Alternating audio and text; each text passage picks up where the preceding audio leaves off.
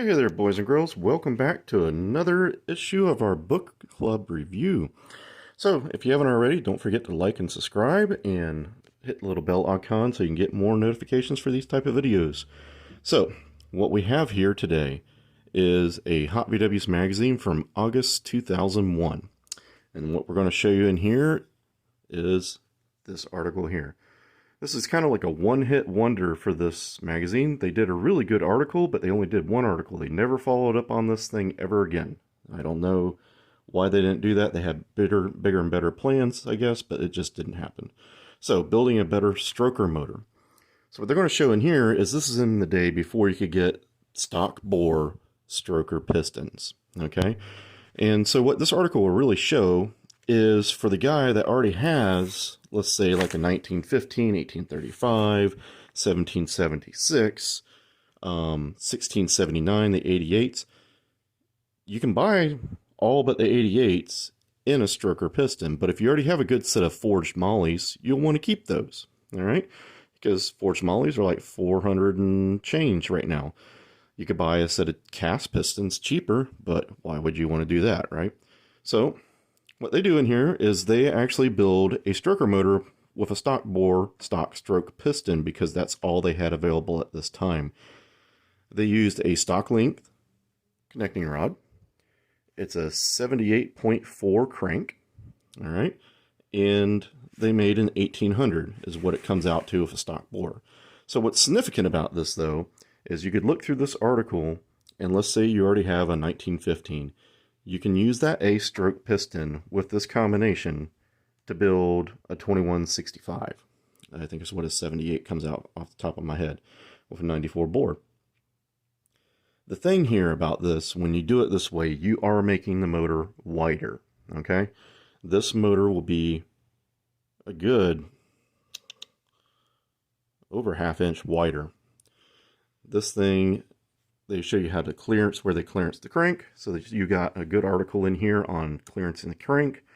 On the stock stroke pistons, you're going to run into possibility of hitting the skirts of the pistons, all right? So they show you how they solved that. They just ground it all the way, all right? And also note that here on the skirt part here, you can also hit the counterweight. So they had to narrow that up, and that's what they're doing right there. But the main thing in here is they gave you a formula that will get you pretty darn close for what spacer you need. And right here is a good example. You can see there's the spacer there. That is a big honking spacer. 175,000 spacers. Okay, and they had those custom made by Remco back in the day. Scat does sell thick spacers. I think the thickest one Scat sells is a 217 thousandths of an inch spacer, and they are not the thick metal ones like this. They are like it's like a ring almost is what it is. So, you know, if you do need to go that big, they do make that. And the big deal here will be your motor is going to go wider. So if you got like an oval window, early model bug, it had a like a 60s model bug, it had a 40 horse in it, this is going to be a problem, okay? If you're in a Baja, a buggy, some sort of later model Beetle, especially later 70s with the EFI motors, that shouldn't be too big a deal there. You could do that.